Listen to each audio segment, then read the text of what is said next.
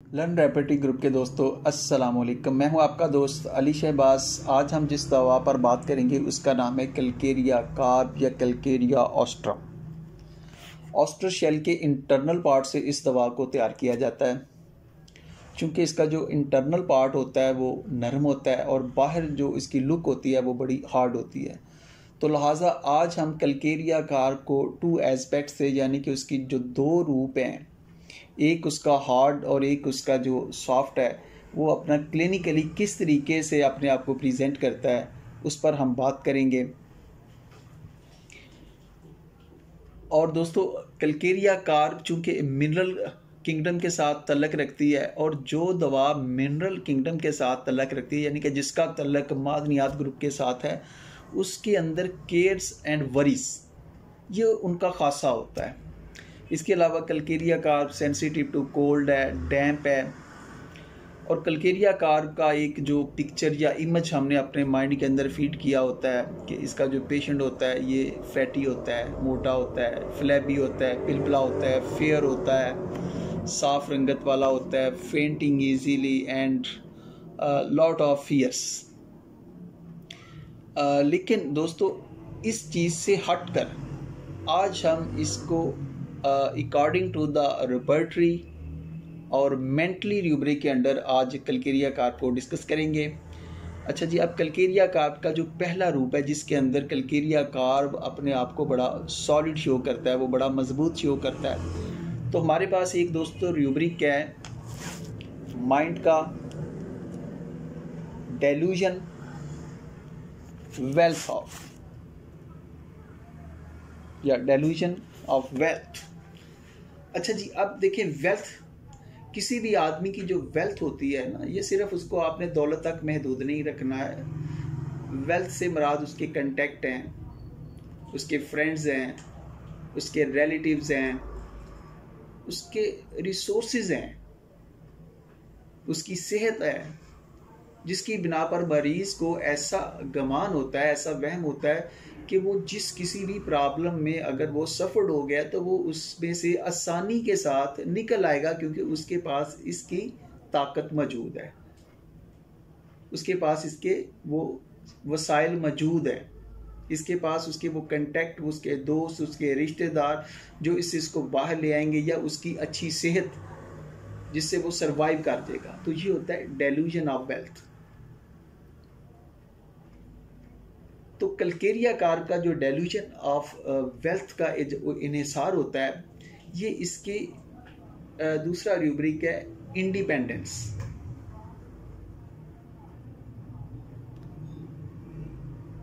अब आपने गांव में, देहातों में अक्सर ऐसे लोगों को देखा होगा, ऐसी ख़वातीन को देखा होगा, ऐसे बड़ों को देखा होगा जो कहते हैं कि वो इस ख़ानदान के लिए, वो इस घर के लिए रीढ़ की हड्डी की हैसियत रखते हैं, यानी कि वो रिश्तों को जोड़ के रखते हैं, वो ख़ानदान को जोड़ के रखते हैं, उनके जितने भी मसाइल हैं, उनकी जितनी भी फ़िक्रें हैं, उनको वो हल करते हैं, और कहते हैं कि अगर जी हम नहीं होंगे तो ये निज़ाम नहीं चलेगा।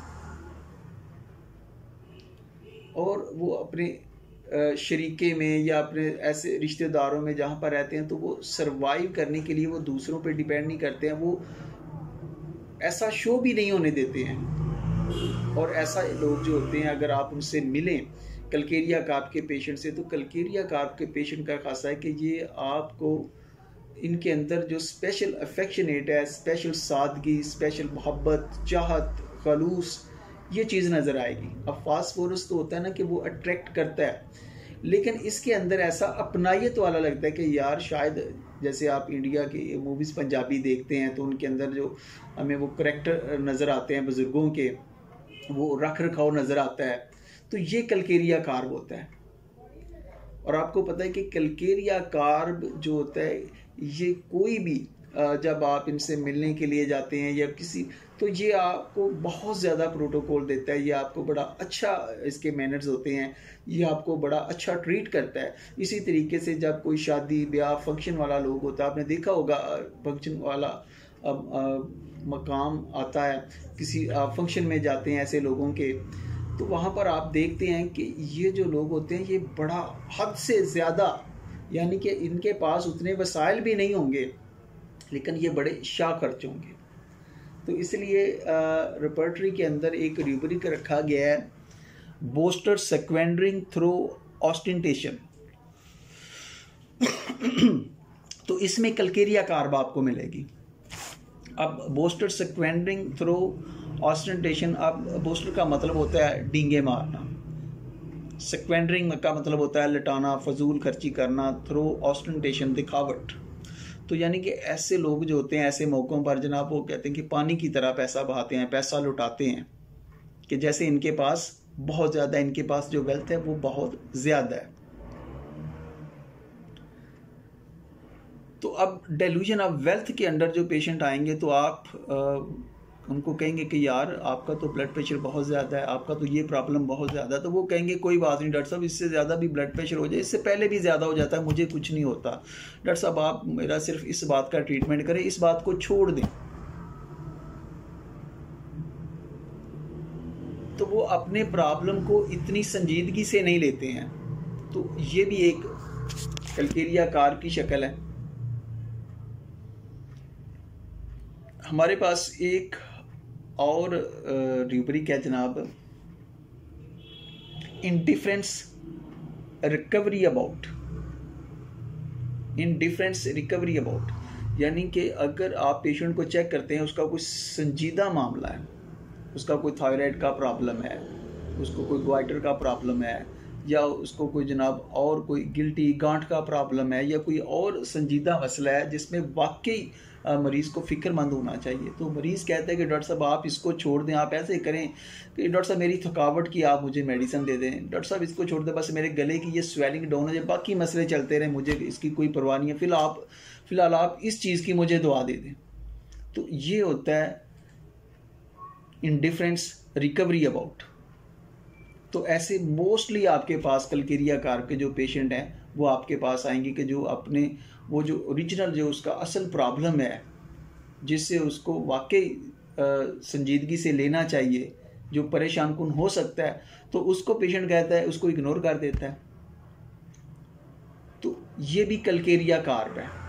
अब ज़रूरी नहीं है कि वो जनाब फैटी हो, फ्लैबी हो, तो वो चीज़ें आपको ऐसी अगर शो कर रहा है, ये आपको रूब्रिक दे रहा है, इंडिफरेंस रिकवरी अबाउट दे रहा है, बोस्टर सेक्वेंडिंग थ्रू ऑस्टेंटेशन दे रहा है आपको, डेल्यूजन ऑफ वेल्थ आपको मिल रहा है, इंडिपेंडेंट उसका मिल रहा है।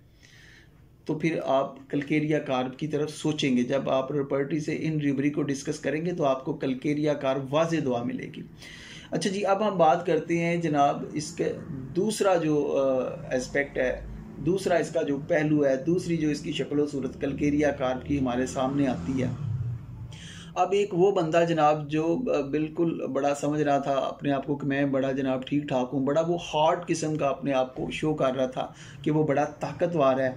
तो अब क्या हो जाता है कि जनाब रेपर्टरी का एक और रूब्रिक के अंडर वो चला जाता है। तो वो क्या है, फियर ऑफ पुअर्टी, गरीब होने का जनाब उसको खौफ हो जाता है।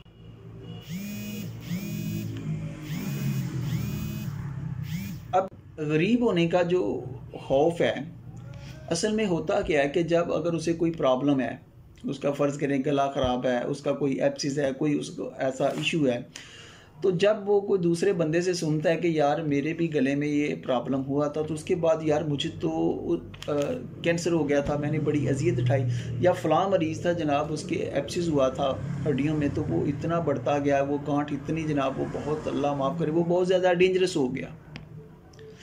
तो ये जो खौफनाक बातें होती हैं, ये जो खौफनाक चीज़ें होती हैं, ये मरीज़ के अंदर खौफ पैदा कर देती हैं। उस वक्त जो होता है वो परेशान हो जाता है, या जब एक्सीडेंटली या इंसिडेंटली उसके सामने कोई हादसा हो जाता है कि अगर एक आदमी का कारोबार जो है एकदम कोई ऐसा बुरा वाक़या आया, कोई आग लग जाती है, या वो किसी गाड़ी में जा रहा होता है, वहाँ पर कोई जनाब वो सामने हादसा देखता है, तो उस वक़्त जो होता है ये जो सैड स्टोरीज़ होती हैं ना, ये भी उसको डिस्टर्ब कर देती हैं। तो हमारे पास रेपर्टरी के अंदर एक रूब्रिक है, horrible things and sad stories affect her profoundly. अब हॉरिबल यानी कि जो खौफनाक चीज़ें और जो दुखी सैड स्टोरीज़ हैं, ये उसको बड़ी हद तक मुतासर करती हैं। ये वो वक्त होता है जब मरीज़ बहुत ज़्यादा अपने अंदर फियर को ले लेता है, यानी कि वो फियर के अंदर चला जाता है, और उस वक़्त फिर उसको जो है वो एंग्जाइटी हेल्थ अबाउट होती है, उसके सेहत के मतलब हो जाती है कि ये मेरा प्रॉब्लम है, कहीं ये बढ़ के ये तो नहीं हो जाएगा। फिर वो डॉक्टर से आके कहते हैं कि डॉक्टर साहब ये कहीं मेरी ये जो प्रॉब्लम है, डॉक्टर साहब ऐसा तो नहीं कि मुझे कहीं जनाब ख़तरनाक किस्म की इन्फेक्शन हो जाएगी, मुझे कोई ख़तरनाक किस्म की बीमारी हो जाएगी, मेरे ख़ानदान का क्या बनेगा, मेरा तो कारोबार ख़त्म हो जाएगा। तो फिर उसके अंदर ये जो होते हैं मुख्तलिफ एंग्जाइटी आ जाती है, फ्यूचर की आ जाती है, हेल्थ की आ जाती है, उसकी फैमिली के मतलब उसके सोचें आ जाती हैं। इसी तरह एक और हमारे पास रूब्रिक है सैडनेस स्टोरीज फ्रॉम। इसी तरीके से फियर डिजीज ऑफ अपेंडिंग के मरीज को जनाब फिर यानी कि कोई चीज़ वाक़या तो अभी हुआ नहीं है, वो बीमारी उसको लाक भी नहीं हुई है, तो उससे पहले मरीज़ ने सोचना शुरू कर दिया कि जनाब मैं ज़रूर इसमें ट्रबल हो जाऊंगा, ये बीमारी मुझे ज़रूर हो सकती है। तो ये जो दूसरा आपके सामने रूप कलकेरिया का है, ये हमें अपने क्लिनिकली इसको हम डोमिनेंट फेस करते हैं। ये सबसे ज़्यादा यानी कि हमारे पास ऐसे पेशेंट आते हैं, और जब हम रेपर्टरी से रूब्रिक को लेते हैं तो हमारी जो दवा होती है वो कलकेरिया कार सामने आती है। तो दोस्तों जहाँ पर आपने कलकेरिया कार को रवायती तरीक़ों से, जैसे कि मटीरिया मेडिका के अंडर लिखा हुआ आप उसको रीड करते हैं, इसी तरीके से आप रेपर्टरी के अंडर भी मेडिसिन को समझने की कोशिश किया करें, उसका थीम समझने की कोशिश किया करें, उसका रूब्रिक समझने की कोशिश किया करें। इससे क्या होता है कि इससे आपकी क्लिनिकल प्रैक्टिस ज़्यादा बेहतर होगी, इससे आपको दवा को समझने का बड़ी इजी उसमें आपकी अप्रोच हो जाएगी, आपको दवा जल्दी भूलेगी नहीं। तो इसी के साथ मुझे इजाज़त दीजिएगा। अल्लाह हाफिज़।